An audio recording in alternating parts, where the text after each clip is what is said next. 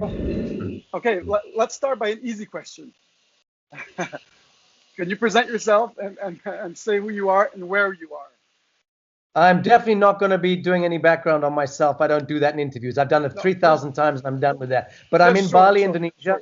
I'm in Bali, Indonesia, and happy to talk about the great awakening and about how we are, each of us, awakening within this dream spell. That is essentially what is happening, and that's where I'm comfortable speaking about the mechanics of awakening, how we challenge the status quo, how we take power, so to speak, from the imposed fiction and the so-called authorities, which have no mandate, have no power. They're not even real. It's a parent corporation. It's acting in the realm of the unconscious. It started to kill humanity. It started to cull us. It's trying to stick injections into the arms of 7 billion souls, because that is what happens when you don't pay attention and when you surrender your consciousness over multiple generations and incarnations. So we've arrived at the perfect storm of our own ignorance in that sense.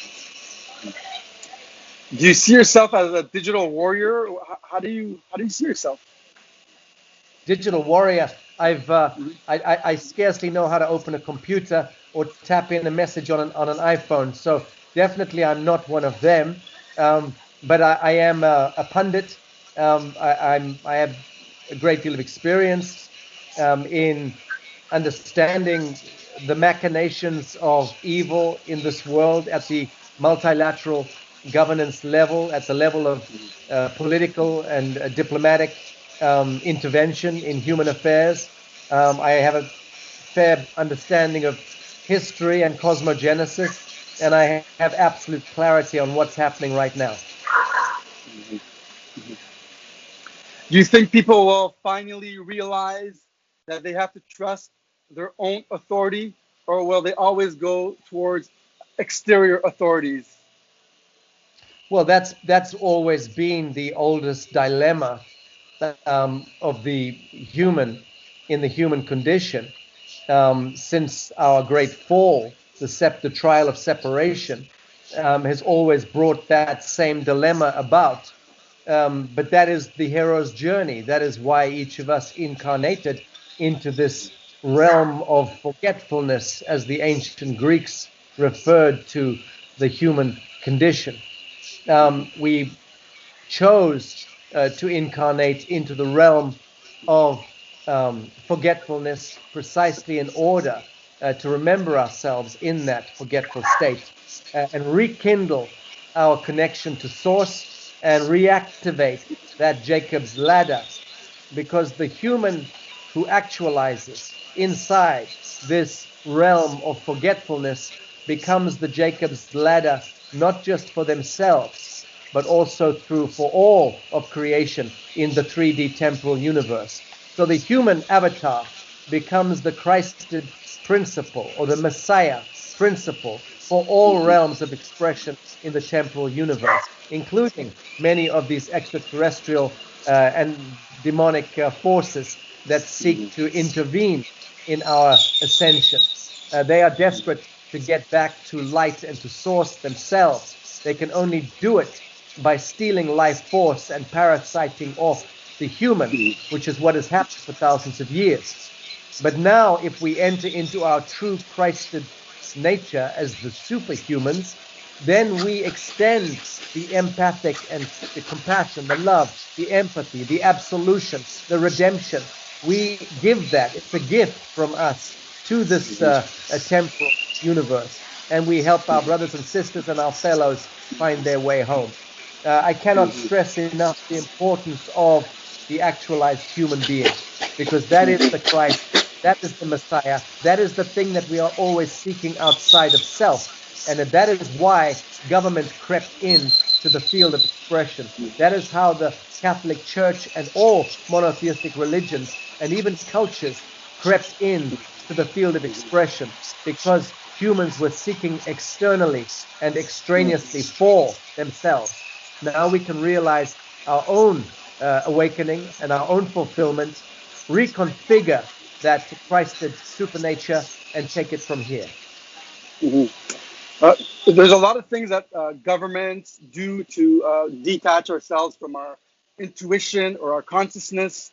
You probably know a little bit about that. What do you think are the things that detach us from our higher level consciousness in this world? Okay, well, I don't know a little bit about it. I'm an encyclopedia on the subject, and I can speak for weeks without stopping as long as I have a bit of water on this subject.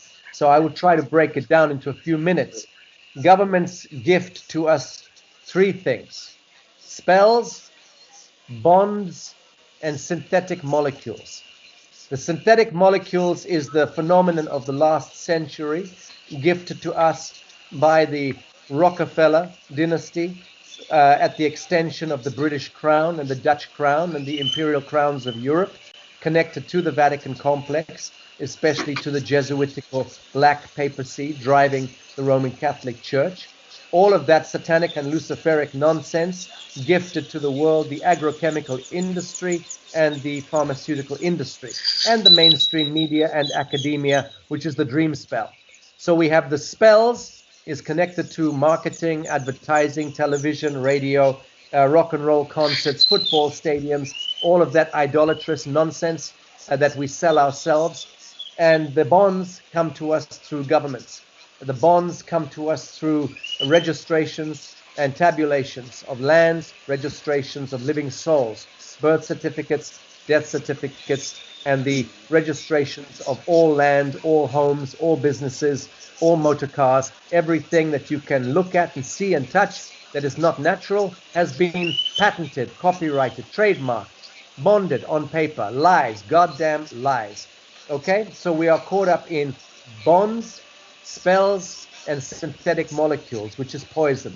That's the agrochemical and pharmaceutical industries, which their function is to ensure the slow death and misery of billions of human souls, in order that we can continue to be the utility for non-sentient or unensouled beings, intelligences to live vicariously through this plane of existence. So that's the parasite, that's the demonic realms, the lower astral realms, that's the intervention.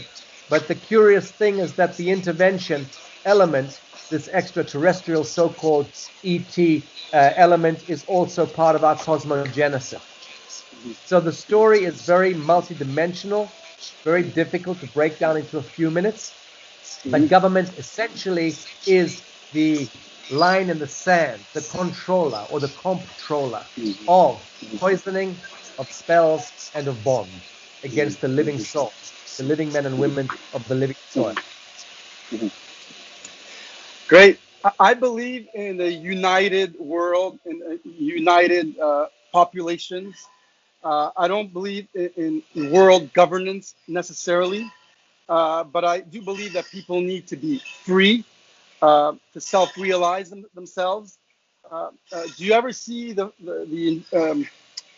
invention of a world government or governance uniting everybody, or is this just another form of authority that people will go or will not go towards? Well, you're in a sense circling back to an earlier question about will people stop seeking externally for governance? It comes back to the same thing. No, we're not interested in collectivism. We don't want to be collectivized any longer. That has not worked. It's a fail. That is the Borg of the Star Trek. So we don't need to be collectivized from any external force or any external intelligence. That's the point. The point is, get the fuck out of my face, government. Get the fuck out of my face, Catholic Church, and all monotheistic religious constructs. Even culture is not the friend of humanity. Culture is also connected to the circumcision of little boys and little girls, cutting off the foreskin and the clitoris and robbing them from their bliss and from their orgasm. So culture ultimately becomes a perversity in the same way that government is a perversity, in the same way that the Catholic Church is the ultimate perversity. Very interesting. I like the way that you you see the world. What is your mission? Like, and what got you on this mission? Well, is it to inform or to how do you see your mission? I don't see a mission per se, but I'm certainly involved in a lot of initiatives and organizations that I've set up variously and am helping to progress. And all of them are connected to the restoration of natural justice. In simple terms, a restoration to natural law, which is God's law, which is also the Adamite law, the law of the first human. I am the first human. I claim this world. It is my world. I claim everything I can see. It's my universe. I take full accountability and responsibility for it. So I don't claim myself to be a victim of the government or of circumstance or of the Catholic Church. But because I own that, I take full responsibility for it, and I will speak to it plainly, because it is only in speaking to something plainly in pure truth that we can go into reconfiguration with our divine nature. And reconfiguring that divine nature is how we become capacitors of the universal mind. And then we have limitless power, limitless creativity, and limitless capacity to manifest perfection and patterns of perfection in this world, starting with our own enlightenment. Again, pure truth, right action in the living moment. That is the gospel, that is the doctrine, that is the living philosophy, that is even the mystical flame. We don't need to get more complicated than that. Everything else is spells and bonds, doctrine, dogma, lie, deception, manipulation. Yeah. So natural law and the reconvention of universal natural law to the fucked up temporal 3D plane is my raison d'être, my reason for being. Good, I like that. Two more questions for you, okay? Because I really appreciate your time. These questions are a little bit different. Do you believe that a new technological revolution, like the blockchain revolution or the cryptocurrency revolution, the decentralization revolution, will help the world, or yet another construct? It's another indentureship into an abstraction. This time it's going into such an abstraction that you can't touch it or see it or feel it, but you can certainly feel the effects of it. So crypto by nature is stealth. To be cryptic is not to be honest or to be standing in pure truth. Pure truth doesn't need to be cryptic about anything.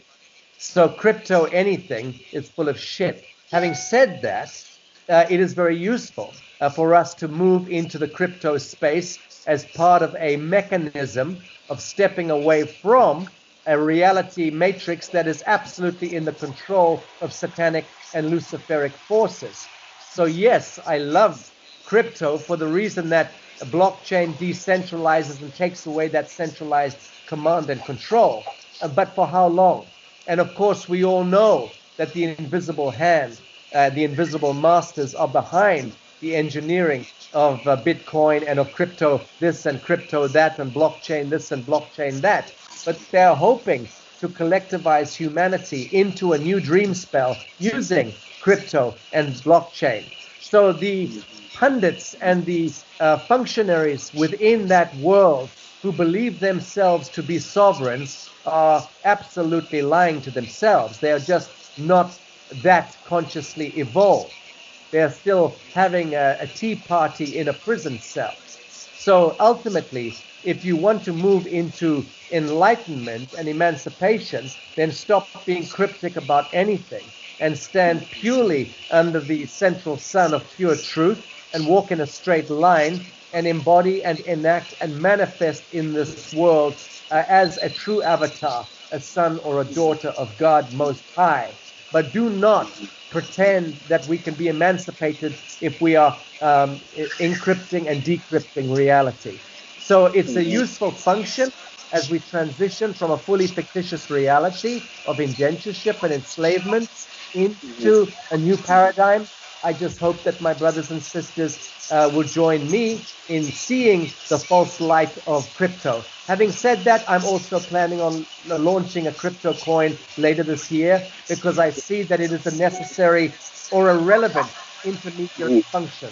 But I will be the first to speak against it as a permanent arrangement. Yeah. Yeah. Okay, I get you. Power centralizes all the time, and I think we've been able to wake up because of decentralized communication, such as the internet. Yeah. And I think Bravo. it's a necessary step to decentralize our money at this point. And it's kind of like a check and balance for the forces that want to centralize power again. I think it's a transitionary period. For how long, I don't know, but we'll have to see. Daniel, can I take this further, please? Sure. Okay. So it's not so much that we have to recognize first the false light jurisdiction of money altogether.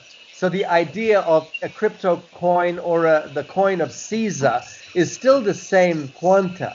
It's still the same thing in a sense. It is still false light adherence to the value of time and motion and life force of the living souls. So we are still putting our time, our motion, our life force into coin or a crypto coin, a token representing. What bullshit is that? Think about it. Ultimately, creative ideas, our capacity to love and be loved, our life force moving into the soil and building and designing and engineering beautiful solutions and beautiful harmonic spaces and terraforming this world and other worlds, invoking Merkaba and deploying advanced technologies that can remediate all of the mutant frequencies of the synthetic molecules that have destabilized our world, and bringing us back into full redemption as a living biosphere. That's where we all should be putting our time, our motion, and our life force, not into aggregating or securitizing or monetizing ourselves and our ideas into tokens that we then exchange with one another. So I'm saying that ultimately any idea of economics at all is indentureship into false light. Let's be clear about that. But we're a long way from that because what solutions are there left? Barter, or unless we just live from nature and we don't monetize, Yes. we don't put an economics we anywhere. We can do that, Daniel. We can do that. We can send rocket ships to Neptune.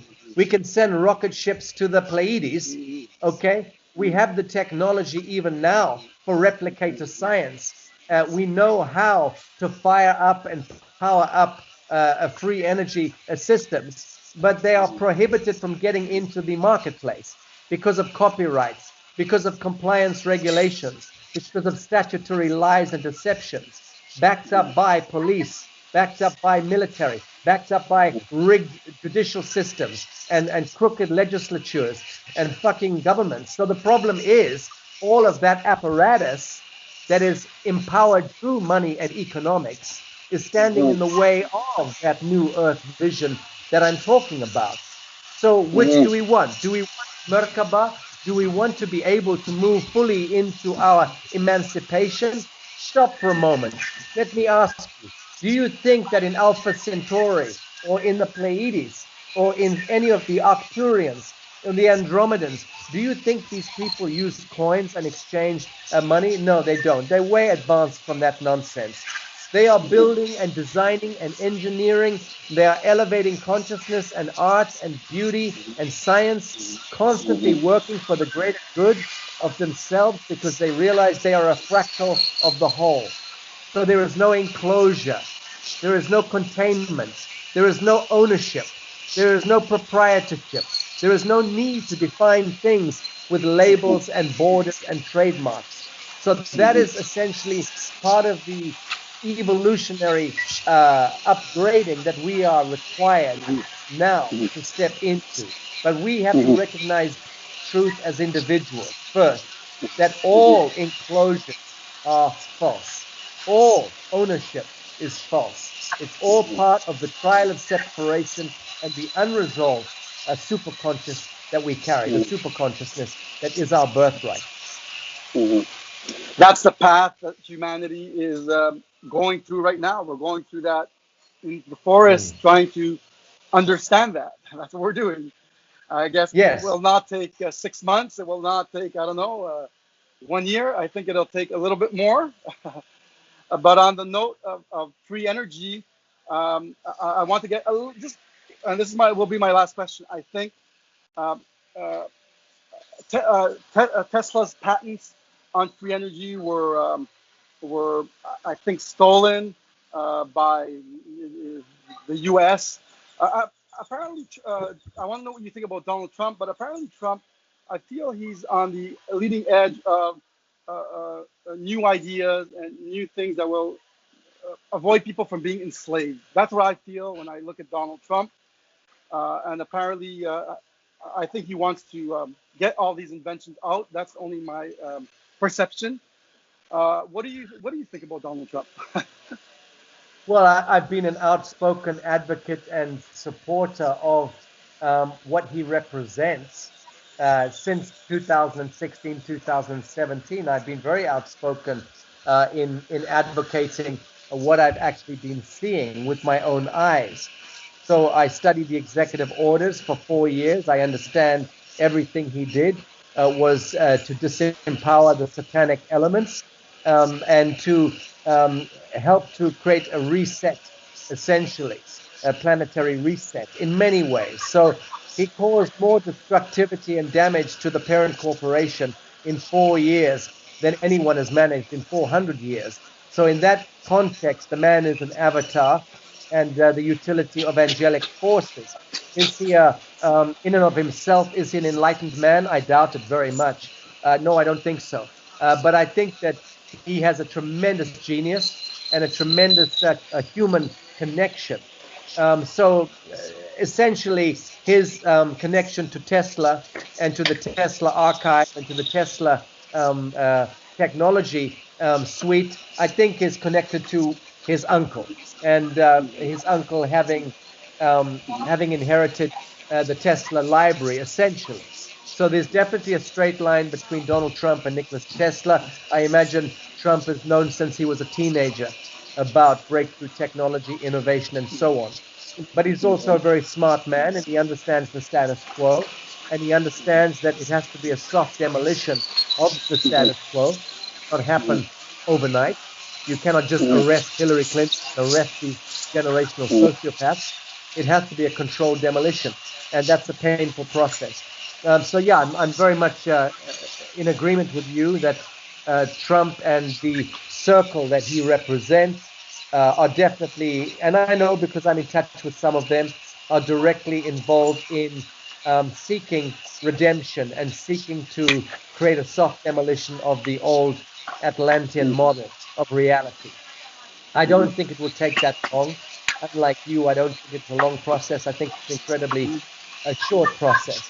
I suggest that within the next cycle of 7 years, 8 years, certainly within 9 years, we will see no governments left on Earth. They will all have been brought into their corporate dissolution at that time.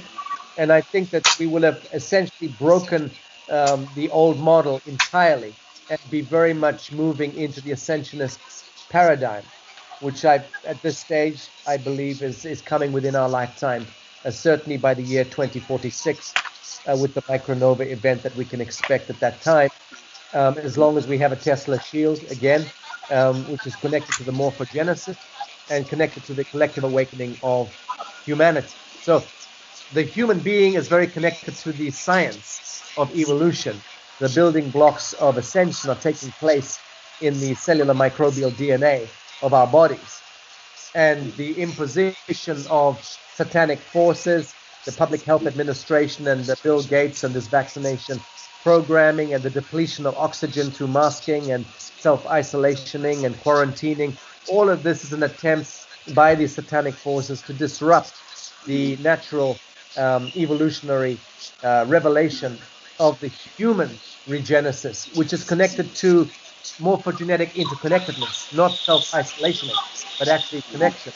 And the opposite of quarantining, the opposite of government, the opposite of masking, the opposite of intervention through vaccinations. So that's the war that is playing out in the human being right now. It's a galactic war. We're social beings. We cannot be confined. We want to be with people. I mean, I don't think people understand that. No, we have a big pandemic. I see It's, you well, as it's more than social. It's universal. I mean, we are quantum, multidimensional, hyperdimensional, supernatural beings. Once we have managed to awaken fully within the dream spell, eradicated the synthetic molecules and the spells and the bonds from our reality, then we move into supernature. The codons reconnect, and we enter naturally into that supernatural state. And that is certainly happening as we speak. Great. I see you as a light worker, and I know there's a lot of light workers communicating. We need people like you that do more of this work. Can you define yourself as a light worker, or is that too narrow for you? No. It sounds like a nice thing to say, and so I thank you for the kindness. But no, I don't particularly see that. I'm just as happy bearing witness to the dark light and to see how those forces are playing out.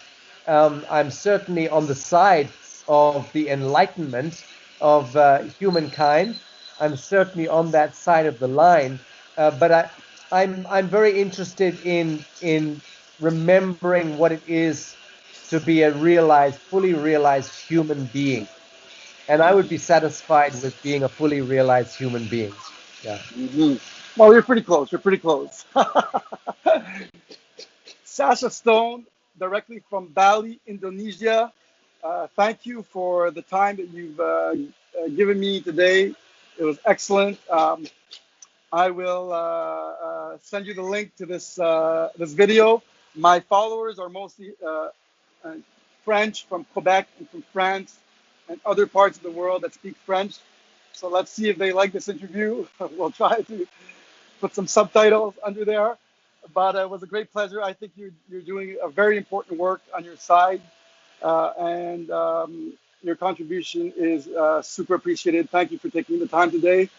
I will share this with my twin brother. We're on a mission together, me and him, to help people wake up, if that's possible at all. Beautiful.